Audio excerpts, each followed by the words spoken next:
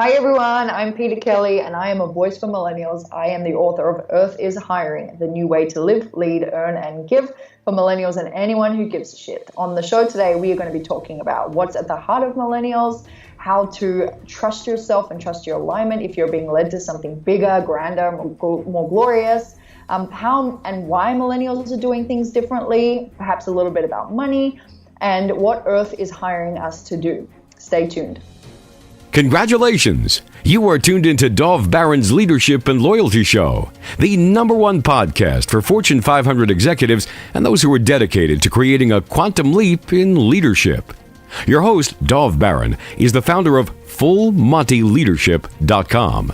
He's an executive mentor to leaders like you, a contributing writer for Entrepreneur Magazine, CEO World, and he's been featured on CNN, Fox, CBS, and many other notable sites. Dov Baron is an international business speaker who was named by Inc. magazine as one of the top 100 leadership speakers to hire. Now, over to Dov Baron. Welcome, dear friends, fans, and fellow aficionados of leadership excellence. I'm your host, Dov Baron. I'm the founder of Full Monty Leadership, and I'm here to assist you tapping into your deep greatness so that you can reach that next level of clarity, focus, purpose, profit in your business, your life, and your leadership. Thank you for joining us on this episode of Dov Baron's Leadership and Loyalty Tips for Executives, part of the Full Monty interview series. But today we're going to take an insider look at the fact that every leader knows that we're living in a time of massive change, that there are new ways of doing life, business, and leadership. But many of us are asking, what exactly is this new way of doing things? Well, if you're a new listener, new viewer, thank you for joining us. Thank you for stepping up and strap yourself in. We're about to go Full Monty. If you're a regular, big thank you to you for making us the #1 podcast globally for Fortune 500 listeners. We're grateful also to Inc.com for making us the #1 podcast globally for Fortune 500 listeners. And so thank you to you for sharing the show with everybody you know. We really appreciate it, and we need your help in staying relevant. So please get yourself over to iTunes, rate, review, and subscribe to the show. All right, let's strip it down and dive right in. As a leader, whether you're a CEO, someone in the C-suite, sales leader, entrepreneur, or leader in any capacity, if you've heard any of my shows, you've heard me speak a lot about millennials, how I'm a huge fan of this generation, their entrepreneurial mindset, their commitment to the planet, and despite the popular idea of them being entitled little poops, they volunteer more of their time and collaborate in more endeavors than any other generation. So today we're going to really dive into how that is taking place with our special guest today. Our guest today is Peta Kelly. Now, Peta Kelly, PK, is likes the title of Human AF. I asked what that meant. It meant human as, yes, I do say the word, human as fuck. You know, she's a messy, glorious human being and has been described as the grandmother of our global tribe and one of the most powerful sacred messages of our times. PK is an entrepreneur, speaker, philanthropist, cacao and vintage denim enthusiast. She was recently ranked in Inc. magazine as the top 10 female entrepreneur changing the world. That's pretty cool. Her signature event, the New Way Live, is a playful festival of consciousness and collaboration and is known as the Team Huddle for change makers around the world. Peta is an angel gifter. She loves exploring how we can recirculate money in a more conscious way.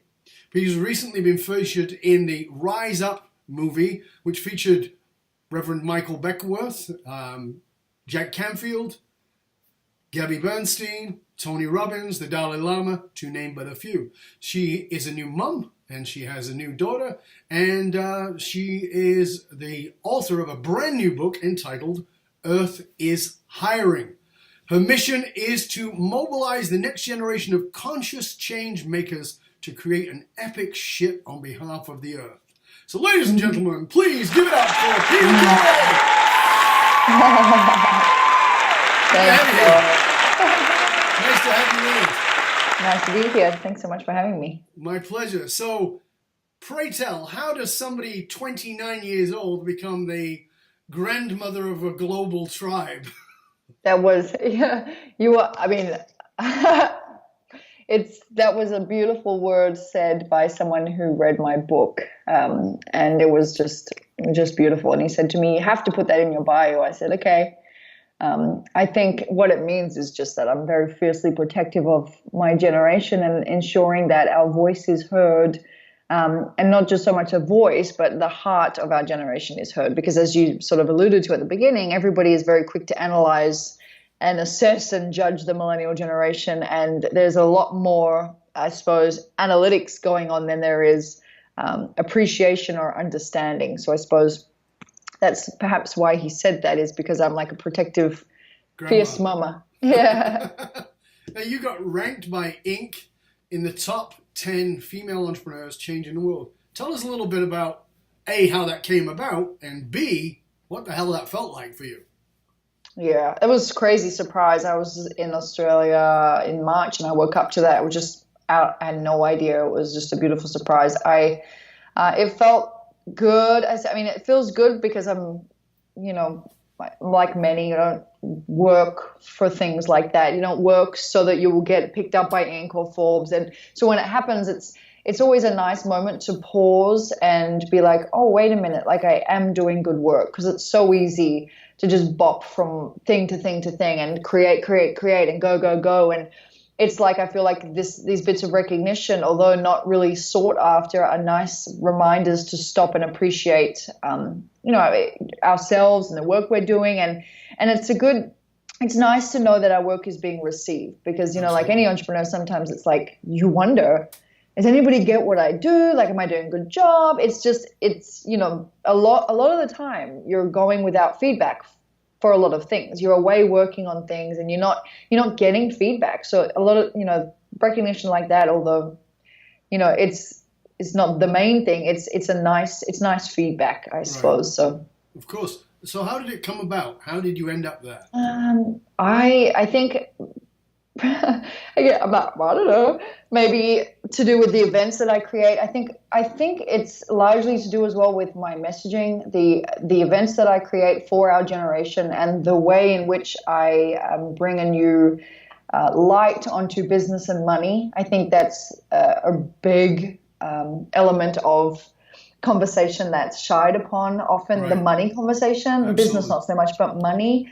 So I think if I was to guess, I imagine that recognition came about my, I suppose, boldness in being a voice for millennials, creating specifically for our generation, and having those conversations that move us forward in a grandiose way.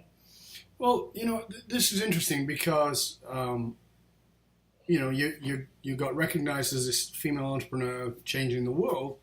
But as I just said, you're 29 years old, and that's not even where you started, because this is the next move, because I read that you earned a first-class honors degree, and then you dropped out being a PhD science nerd at the grand old age of 22, started your first business pursuit. And that was business in the business of network marketing, and you made it to 7 figures by 26 years old. So tell us a little bit about that. First of all, that journey of, you went into schooling to become a PhD.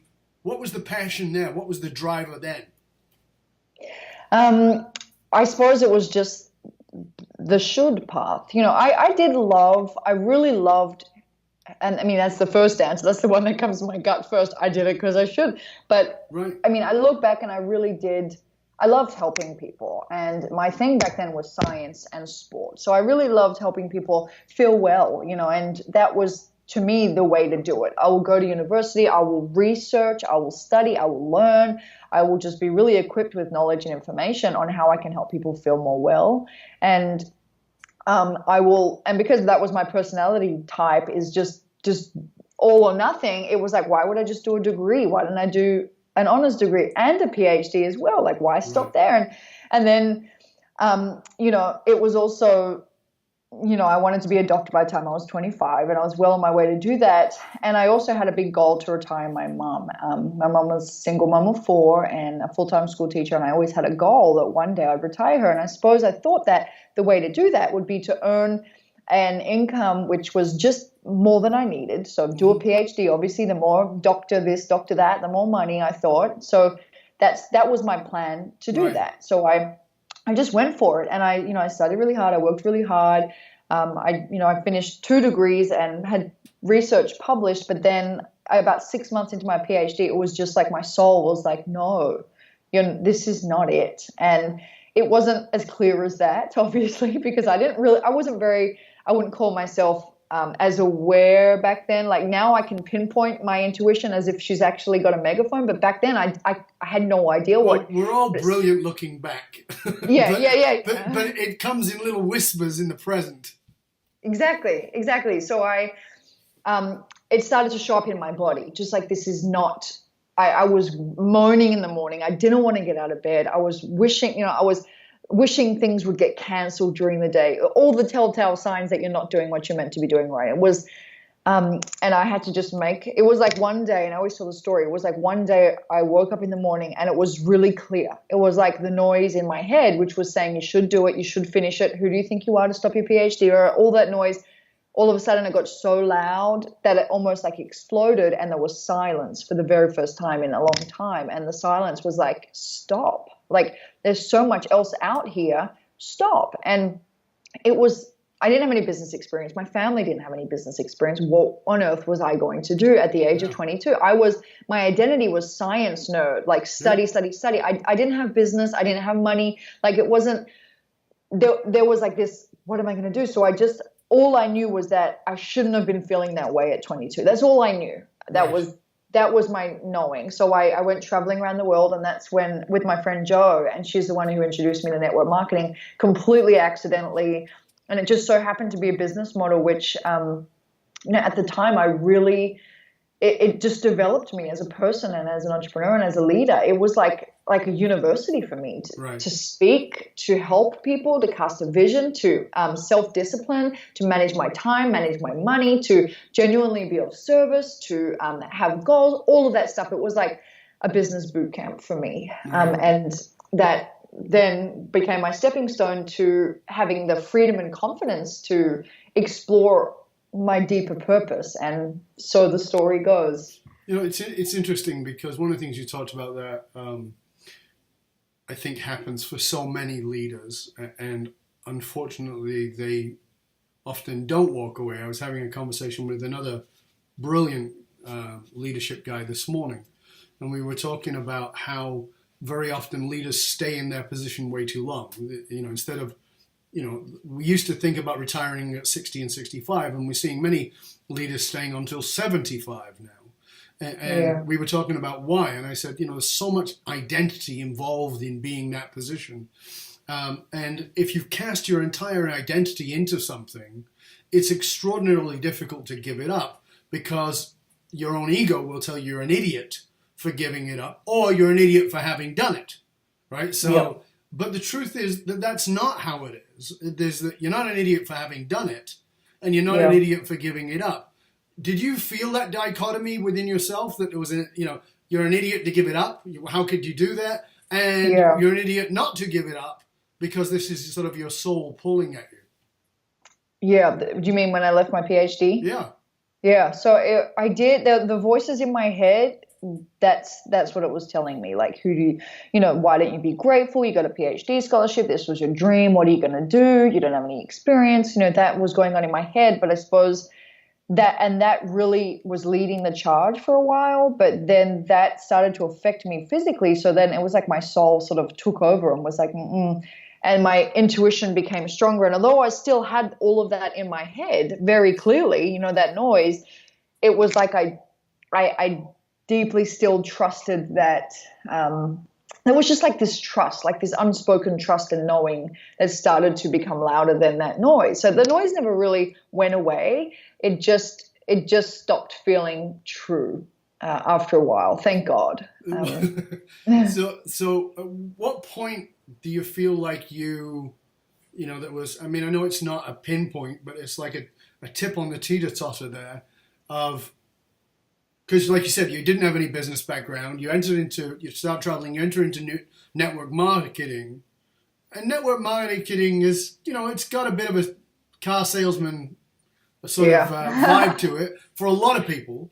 And personally, I'm not involved with network marketing, and I want to state that up front to everybody. But I will say I've spoken a lot for network marketing organizations, and one of the things I admire about them as businesses is they do exactly what you said. They give their people training in how to manage their time, how to build relationships, how to build a business. It's actually a fabulous boot camp for business. You're absolutely right. But at the same time, the other side of it is you got to go talk to your friends and sell your friends on this vitamin or whatever it might be. At what point did you feel like this is the right move? Yeah, not straight away, because I got into network marketing because of the product. I was very into health, and that was what people knew me as. So I suppose holding on to a little bit of my identity, right, that made sense and allowed me to still be able to help people with their health, which is who I was. So, the product, for me, that was what I was first intrigued in. And so it wasn't like I got into network marketing. I didn't know what network marketing was. I didn't have any bad stigma around it. I just had no idea. But when I heard network marketing, I thought that sounds really techie. I don't like network. I didn't consider myself a people person. I thought I'm a scientist. I want to build a traditional business. And so it took a while for me to click. And there wasn't any young people in Australia doing it. So I was really creating what it meant. And that was, again, it was a great responsibility. And it also came with a lot of backlash, because nobody was hearing of these young people, genuinely caring about their parents and other people, and like having these desires to earn more money than most people because they had like philanthropic goals and stuff like that. And that was this conversation that we were having that was brand new in Australia, and it inspired a lot of people, but it also pissed a lot of people off. So I was having a lot of arrows thrown at me while having a lot of success. But I suppose it really dropped in for me. I really felt like I was anointed with this message of you have to let your generation know that there's a different way, and that they don't have to do the 9 to 5 if it's not for them. Right. And that's not like, I was educated, tertiary educated. It wasn't like it was an anti-school message. It was just follow your soul and realize that, you're meant to thrive, and you can thrive, and that there's just so many other ways for us to live. So it was like I was sharing this message and living it, most importantly. And I just felt so much like it was my job to inform my generation, and I just didn't stop. Like, I took responsibility for that. I thought, if I don't do it, who's going to do it?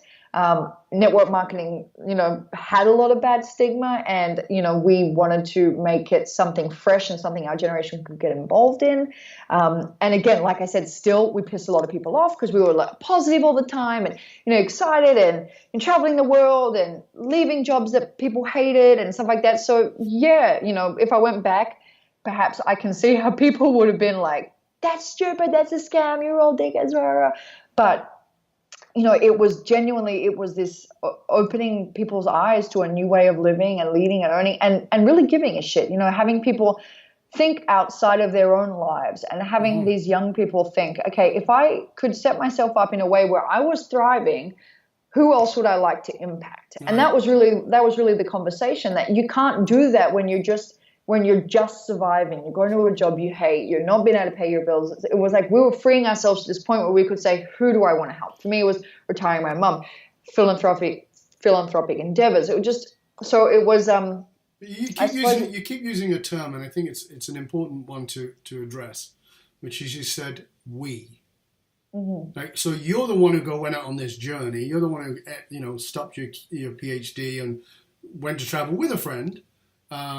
You got into the network marketing, but this thing about we, tell us about the we, because I think that this is where a lot of people get lost in millennials. They don't really get the we. Mm-hmm.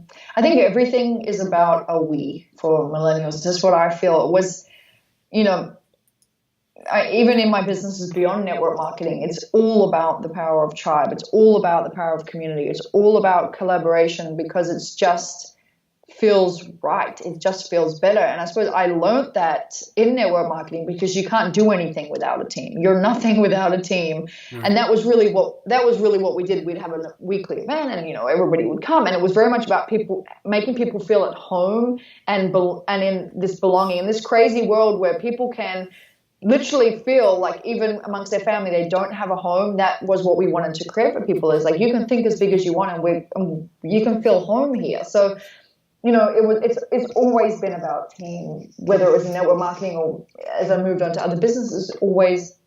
It's just collaboration is really in the heart of millennials. It's just in the DNA. I very much feel. But it's interesting because tribe has two sides to it. I've written a lot about this, but the one side of tribe is to embrace and lift up. But the other side of it is to confine, and to so you actually your issue was it's two sides. You were creating a tribe, which was about lifting up, but you belong to a tribe, because you and I are from the same place. I'm not originally, but I'm from Western Australia, like you, and tall puppy syndrome. All the Aussies listening know exactly what we mean. Yeah. If your head pops up too far, they hack it off. And so here's you doing something different, which is making you a tall puppy. By virtue of that, you're leaving the tribe behind, and what's worse is you're not only leaving the tribe behind, but you are a leader in the tribe in that you're up for a PhD and you're 22 years old, and now you're walking away from that tribe.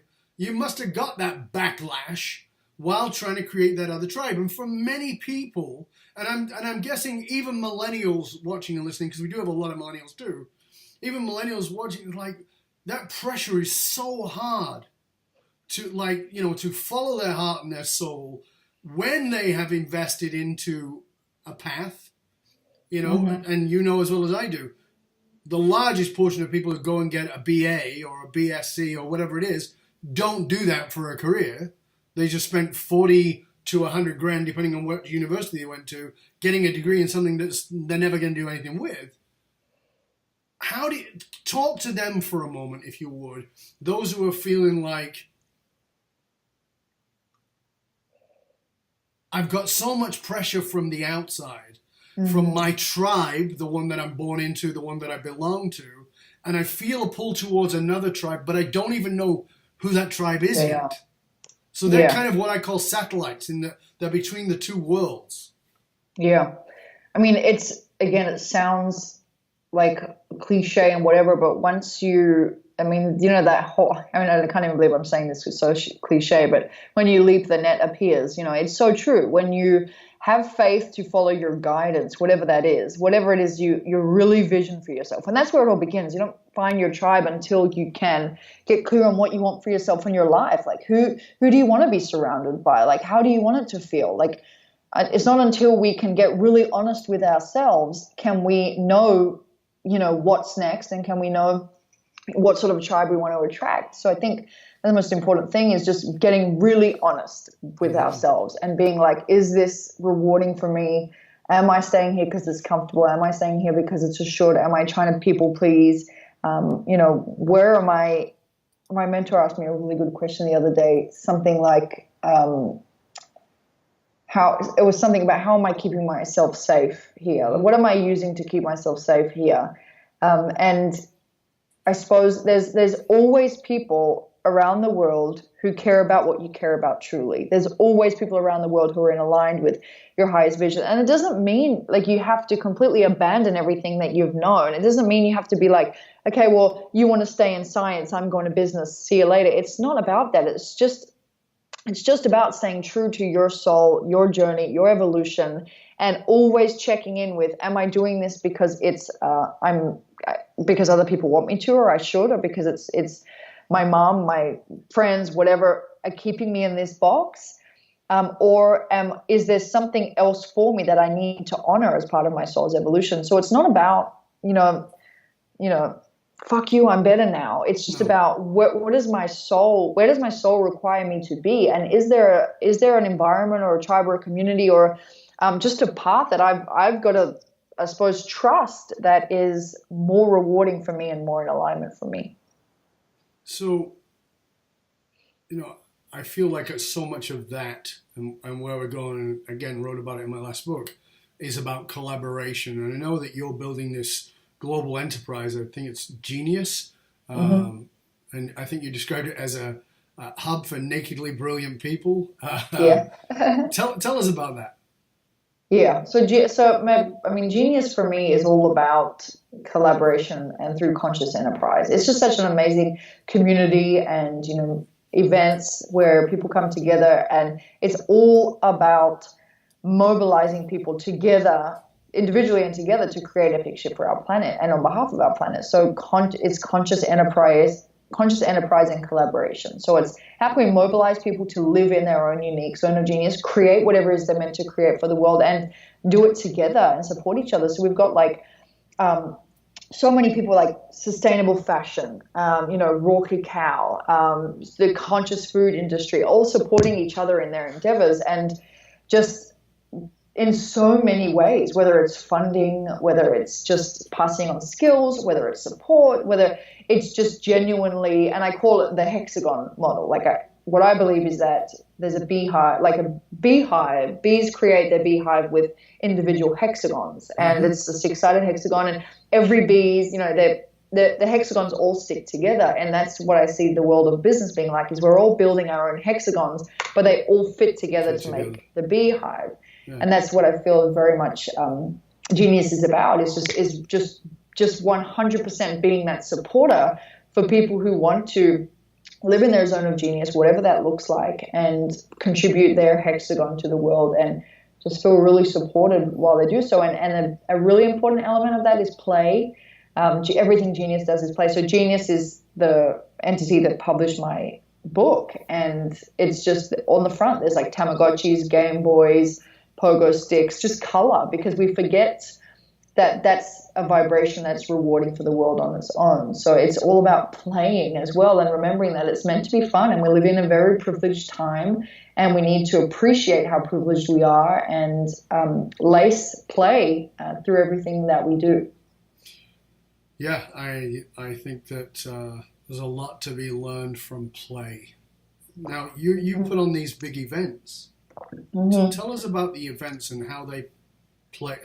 Sorry for the connotation, but how they play into this movement and what it's all about. Yeah, so it's called the New Way Live.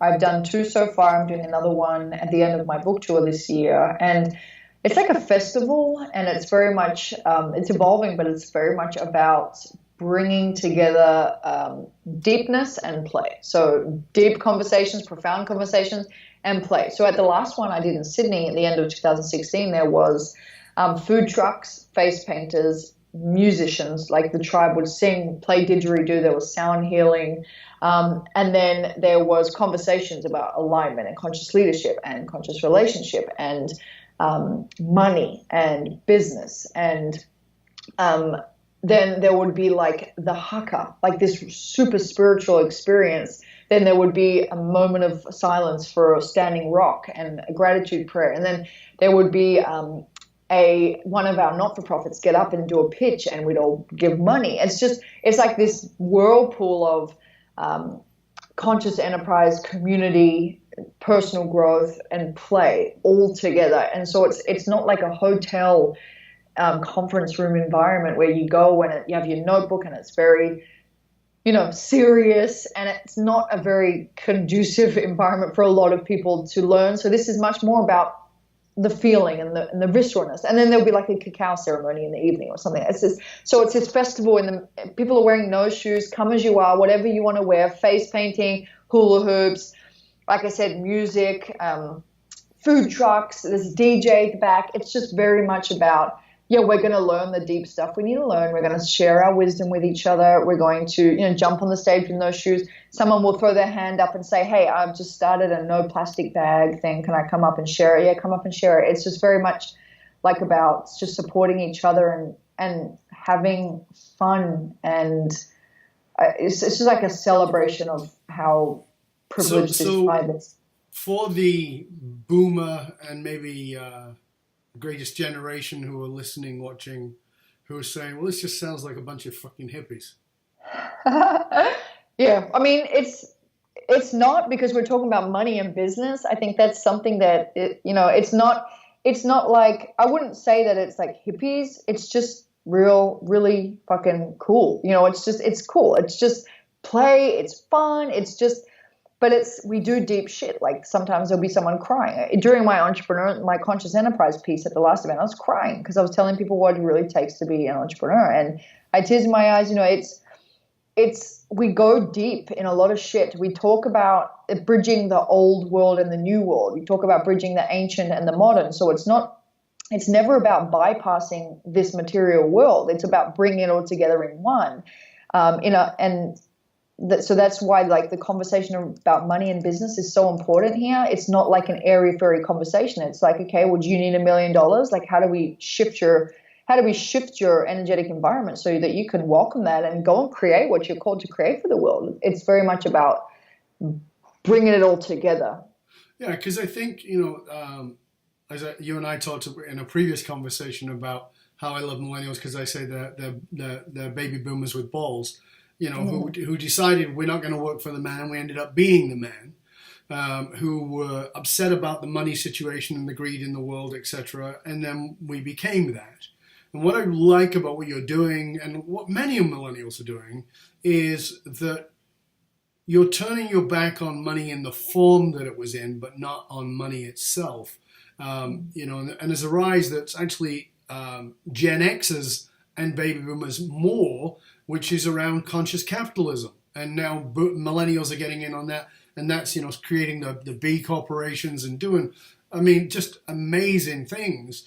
I love the fact that sense of spirituality and consciousness and business, enterprise, money is coming together. But money has been it's been a taboo subject in both of those worlds. So in the more new agey world, it was like, well, these evil dudes are doing shit with money, and they were. And at the other side, it was, we're the evil dudes making the money, and we ain't going to tell you how much we've got. This seems to be a really wonderful flowering and breaking through and a bridge around that. Mm-hmm. Do you see it that way, or is it something else for you? Yeah, it's really upgrading the story about money, and not because there's a lot of like the hippies. There's a lot of hippies who would prefer there was no money and that everything was about exchange and community. And I can get that. Community is such an amazing way to live if you can do that. But ignoring the power of money as a teammate for us is, to me, ignorant, because it is a teammate. As if we want to change the world and if we want to make the world more conscious, and it's not enough for the heart-centered conscious people to shy away from money and not participate. It's like we need to just change the story and circulate money in a more conscious way and create enterprises which replace the ones that are damaging the world and support enterprises that are creating the world we want to see. It's not about ignoring it or thinking it's their game. It's about participating in a more conscious way, circulating resources in a more conscious way, creating enterprises which support the world we want to see, and just participating in the new way and not ignoring it or wishing money wasn't here, because it's not going away in our lifetime. So we can either just throw tomatoes at this TV screen and judge, this person spends money this way and this, and they're greedy. But then it's also like, well, are you greedy or are you lazy? Because some people are greedy and some people are just lazy and they're not willing to do anything about it. It's really easy to call people who've got a lot of money greedy if you're lazy. Yeah, exactly. And it's easy to judge. It's easy to, it's like, what do we want? Like, do we expect everybody in the world to have the same amount of money, or do we want to support conscious enterprises and support, like, do we want to circulate money in a way where we can, because, I wrote about it in my book too. It's, we have all the resources we need to change the world how we want to change it, to feed all the mouths, like to turn to sustainable energy. We have all the resources. We're just waiting for enough people to give enough of a shit. It's not a resource issue. So it's about if we can realize that money is just waiting for heart-centered people to touch it and circulate it and give it to those who need it, and rather than just trying to strip money from the rich and give it to the poor. It's a consciousness game. It's not a mechanical game. Well, I like what you said. It's not their game versus our game. Mm-hmm. It's how do we upgrade the game. It's a different thing altogether. One of the things you say in your book is that we need to stop pretending the world is being led by politicians, and that it's up to us. And that led me, when I was reading that part, I was thinking about the conversation you and I had around divine intolerance. So talk to us about this need to stop pretending the world is led by politicians and why we do in fact need divine intolerance. Yeah. So divine intolerance is our word for my word for attitude, just not tolerating what doesn't support the world we want to see, I suppose. So when I think about what's the most important equipment we have, it is divine intolerance, because there's a lot that has worked, and that there's a lot of models and structures that have been built that have worked and are amazing. But in order for us to create the world that our children require, we need to be divinely intolerant to some things. We can't just eat everything we're fed. So divine intolerance is very much about voicing and what is not working or what's not going to be tolerated, but then also going to create something new. So there's a lot of accountability in divine intolerance. It's not just like, well, I don't want to work for the man, so I'm not going to work. It's like, divine intolerance is about, well, what am I going to do to be part of the world that I want to see? So it's about accountability. It's not about pointing the finger and saying, well, that generation should have done more for me. It's not about that. It's just about, okay, every generation takes their turn. So now that we are taking our turn, what is it that's not working that we would like to upgrade for our children, who are then going to take their turn? So it's just a conversation around upgrading the standards, because we need to, because the world is different now. There's more people on Earth than ever. It's just, the requirements are different now. We require conscious enterprise and sustainability now because the Earth is demanding it, whereas 40 years ago, perhaps not. So it's just, how do we evolve, and how do we evolve now to respond to the change in the world? In my presentations and the work that I've done, speaking often to baby boomers and greatest generation, the conversation will come up that it's easy for millennials to stand on their high horse while living in mom's basement. That they don't have the expenses, and that they're not very accountable, and that they wanting a ton of significance and applause for having done nothing yet. Talk to us. I want to talk to those statements for our listeners from somebody who is doing massive things in the world as a millennial.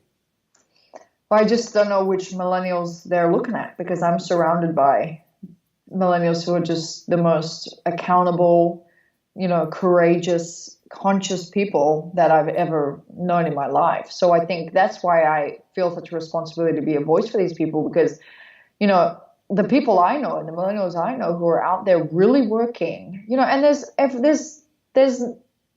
not everyone in a generation is going to be like, the world changes, and that's fine and amazing. But I think the millennials I know in my field, and the entrepreneurs I'm honored to know and work with and to surround myself by, they're always taking responsibility for this world. They're always engaged in creating a collaboration. They're always looking at how we can make things better. It's just like such a head down, bum up thing, but not in the way that previous generations did, in glorifying workaholism. And I think that's the difference, is like, just because we require bean bags in the office or perhaps more time off or whatever, it's because we know that it's not just our work that is going to contribute to the world, it's our vibration, and we do need to thrive if we want to take care of our world. So there's some things people don't understand about the millennial generation, like demanding better working environments, and but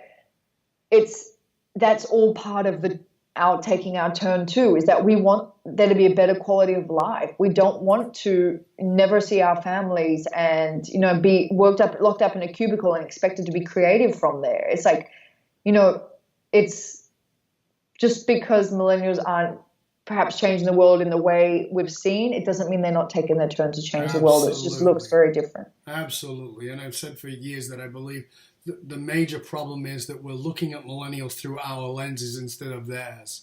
This whole thing in my generation and Gen X's was, about this work-life balance. And I've always said that's complete bullshit. It doesn't exist.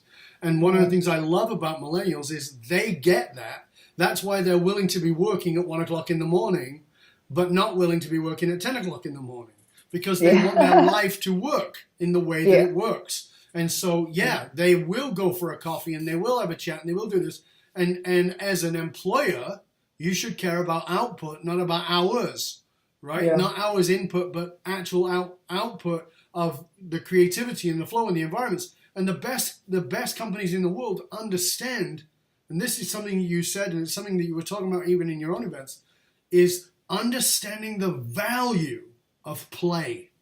Like this is, I think we're on the brink of something here in the workforce that people don't understand. It's very difficult for previous generations before the millennials to say, hold on a sec, play makes people productive because, and again, it's the lenses. Because if you went to work and you had to be there from 8 till 5 and you were not allowed to clock off and you caught somebody playing, they were not working. Mm-hmm. But when you've got a generation who's saying, screw 8 to 5, that's bullshit. So I'm out on the golf course, or I'm out playing racquetball, or I'm out doing this, or I'm having a coffee, or that doesn't mean they're not working. It's a completely, and I just love it because I see this in some of the millennials that I know who are superstars appear to not be working. Yeah. And when I have my intimate conversations with them, I go, man, you are working a lot. And they go, oh yeah, but I'm having a good time. Yeah. And that's the difference. It's true. And then there's also, like there is in every generation, some who are lazy, and that's fine. But our generation is not without people who give a shit. And like I talk about in my book, you only have to look at Shark Tank now and watch the pitches for millennials. Every single company has a social cause attached because that's our standard now. We are doing our bit in just a different way. Like I said, lacing social causes throughout every company, collaborating, creating a more conducive work environment to creativity, to thriving, to time with families. So there's just so much going on in terms of being civically minded. It's just, there's a lot going on if people could just shift from, why are millennials so different to us, to just understanding them. And the first introduction of my book, it talks about, do you want to know the secret to millennials? Do you really want to know the secret? It's just called evolution. And that's really the secret, is that we're required to do things differently. So every generation does things differently. It's just the way it goes. It's not anything to have to be understood. Millennials don't need to be understood. They just need to be trusted. And that's what I genuinely feel. And I know my daughter, she's going to be having these crazy standards and ways of doing things that perhaps I won't understand, but I will know that I just have to trust her because she's equipped differently to me, because that's what the world needs to keep turning and taking care of itself. Yeah, I agree. I think if we just stopped and said, what if this is just the next evolution? We have a lot more peace within ourselves rather than trying to constantly get people to conform. What would you say is the best metaphor for what you're doing? Oh, God. I don't know. You mean when I'm doing my work? Yeah. I don't know. I can't think. I probably need to have time to think on this question because I want to think of a really good metaphor. Well, you can ponder it for a few more minutes and I'll move on and come back to you. Tell us a leader that you see that you admire or you think is doing it differently and doing it in the way that it needs to be done, who is not and could be a millennial but not necessarily so. So I've got a lot. John A. Robinson is a woman about my age who is on social media. She's a poet, and she's very much very open, very raw, very committed to living in her highest alignment. She inspires me a lot. Gary Vee inspires me a lot because he is, some people say he's very crass, and, he is, but for people like you and I, it doesn't really bother us. When you look at his heart and how much he's genuinely serving, it's that's inspiring to me. Perhaps working as much as he is, I don't want to do that. Although I have a bit of that in me as well. Just like go, go, go, go, go.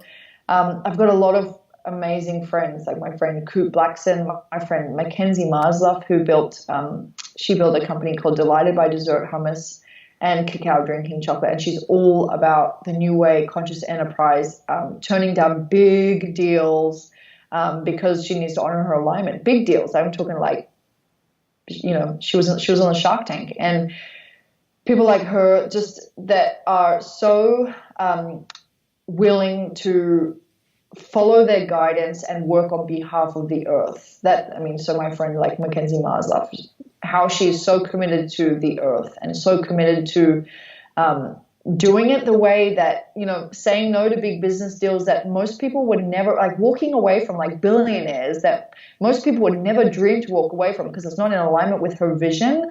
That to me is the most ballsy thing anyone could ever do. And Absolutely. Yet, no one would ever walk away from the sort of deals that she's walked away from. And it's not like an attitude. It's just like, no, I need to honor that this company needs to be built like this because it has a job to do for the earth, and it needs to be in alignment with what the earth requires for the world. So she's someone who inspires me a lot. She's actually coming on my book tour with me, but she inspires me so much. And I could literally list millennials. So I go on and on. And there's so many people from previous generations I admire so much too. I tell my mum all the time how much about her generation I admire, like the courtesy. And sometimes I tease her. She's, every time someone comments to her on Facebook, she feels like she needs to reply to them because she's like, we are courteous, Peter. Like, we are a courteous generation. You don't not reply to anyone ever. And so I'm always telling her, although I take the piss a little bit, but just, how much that's like beautiful and how much that word is your bond thing. I wish we would probably have more of in our generation. So there's a lot of people that I can think of that inspire me a lot. But yeah, that's very cool, very cool, and that gives our viewers and our listeners some names to go look up and do some research on and find out about, which is very cool too. If there's often the question you hear on podcasts and interviews, which is if you could go back and give your younger self some advice, what would it be? I don't like that question. This one better. I like this one better. If your 70-year-old self was to come back and talk to you, what do you think your 70-year-old self would give you as guidance or direction?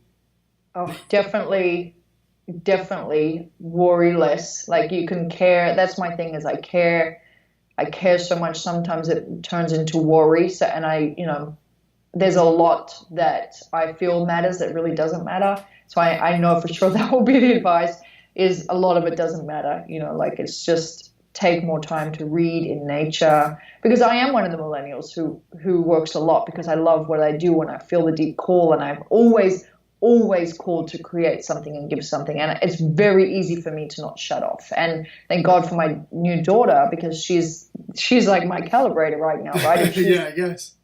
I measure everything in does it give a good return on investment away from her, so it's, I know for sure it's that not everything matters. And like I said to my husband, we're planning our year this year. And I said, we need to plan this year as if we're going to die next year, because why not? Like, why do we keep planning our years, intelligently? And it just doesn't matter. Not everything matters as much as we think it does. And, maybe I will put up a picture of what I'll look like in 70 and put that advice on my mirror.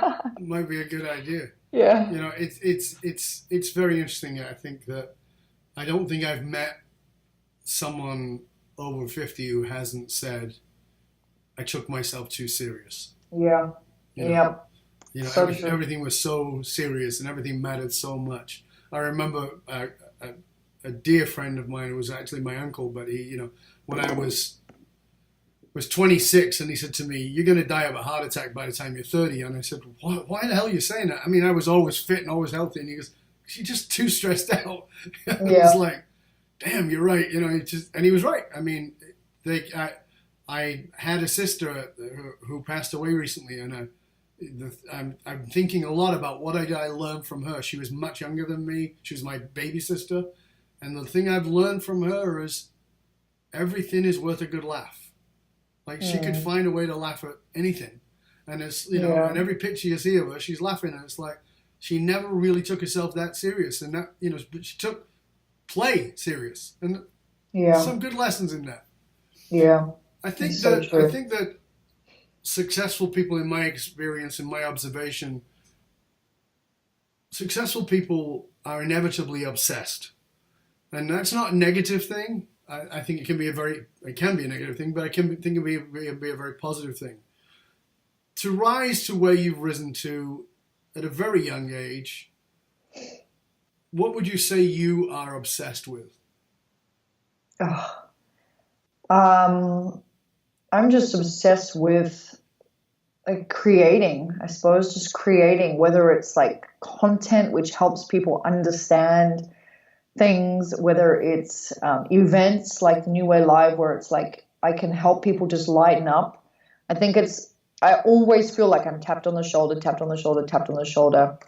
by so many different ideas, which I call entities. And I think that's what I'm obsessed with, is like honoring them and making stuff, but in a way that is new and fresh. And so I think that's what I'm obsessed with, is like trying to bring people into like the new, but with never forgetting like the ancient. And actually, while I said that, I'm obsessed with protecting the earth in that way, in that everything I do is about how can I help people raise their vibration so that we can collectively be a vibration that's more like hers, because that's what I believe is the goal. So I think, you know, to become in alignment with Gaia. To become in alignment with Gaia, exactly. So I think that's, you know, all of my work is centered around that, is creating events, you know, whatever, and also how I live, you know, trying to live more like that. Not just, I say to my husband all the time, sometimes I feel like all day long I'm helping people raise their vibe and understand things differently and create and lighten up. And then there's me who's like at my computer. And so I'm working on it in my own life too, you know, just for me as well. But I think that's an important and vital message that for all leaders. I think, you know, we teach that which we need to learn. We write the book we need to read. Yep. And this is, you know, and this is how you become a really great leader, is you remember that. Instead of thinking, well, I've got the answers because I wrote the book. It's, no, I needed the answers. That's why I wrote the book. And I've written 9, so I know. I got a lot to learn.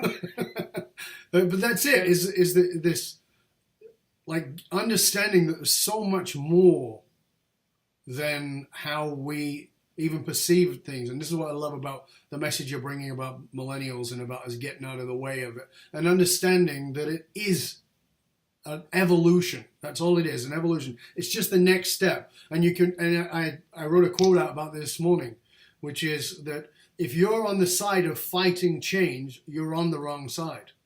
It's that simple. If you're on the side of fighting change, you're on the wrong side. And I get that you may have your moral high ground and you may have your this and you may have your that. I saw somebody making a comment this morning about how women had shown up at the Golden Globes and they were talking about sexual harassment and they were wearing low-cut tops. And I was like, oh my God, I wanted to scream. Like, if they show up naked, what has that got to do with it? That's irrelevant. It doesn't give us a right. And it's like you're arguing for history. Yeah. You're arguing for women to be in dresses to the floor and collars up to here because we can't control ourselves. What the hell is wrong with you? So it's like we've got to be fierce about understanding that if you are fighting to keep things the same, you are fighting on the wrong side. And if your argument in business is this is the way we've done it and we've made millions, and you think that that's going to be right moving forward, dead in the water. And I love that's what you're doing in your business enterprises. Tell us what you want our leaders who are watching, listening, in whatever level they're leading. What is it, the one practical thing you want them to get, sort of bang them in the nose with it and have them really get that and take it and put it into action? God, it could be so many things. I think to get into alignment right now, like I call it the unkinked hose. So, I see us all having like this access to this life force that just flows through us. And in it is creativity, ideas, opportunities, abundance, everything we could ever need from God, universe, source, whatever it is for you. But I feel like we kink this tap by obligations, our shoulds, by not having conversations we need to have, by doing things in a way that doesn't feel aligned for us. And we have all these kinks all throughout our tap. And then we're feeling tired, unclear, uninspired, not creative. And it's not that we need to find creativity or joy or any of these things. We just need to unkink our hose from all of these kinks that we have just blocking this life force from flowing through us. And once we can do that and live in alignment, it's like miraculous what happens. It's like things show up, things start to feel a bit more effortless, like the business idea drops from the roof. It's crazy and it's all there. It's just that we are so kinked up. So I would like people to just have a look, what's the kinks in your life? And you don't have to go far to find them. You know what they are, and just how can you unkink them so that you can be accessing your life force. The final question here is, your new book is called Earth is Hiring. Mm-hmm. It's a very unusual title. Tell us about that. Yeah, Earth is hiring because there's so much going on there's so much chatter right now about changing the world, and everyone's a game changer or a change maker or a world changer, and it's like, what does that actually mean? And what is Earth hiring us to do? Like, because everybody, in my world, everyone wants to do their bit to take care of the planet, at least in their own way, and it's like, I just wanted to have a conversation around the new way to live, lead, earn, and give. And it's not the new way as in like it's all brand new. It's like much of the ancient old ways, but just made fresh again. It's just play, like the idea of play. That's nothing new. The ancient, that's old, but we just forgot. Talking about recirculating money, talking about conscious enterprise, talking about being all on the same team Earth. A lot about giving props to humanity. Rising up into the compassionate leadership, even when we're really bothered by politicians, and, how we can remember that everyone's always doing their best. Being human as fuck, remembering that you're not, you don't have to be Gandhi to change the world. Like, stop taking yourself so seriously. It's cool if you go to Kundalini yoga and then you flip the bird in traffic because you're a human. It's cool.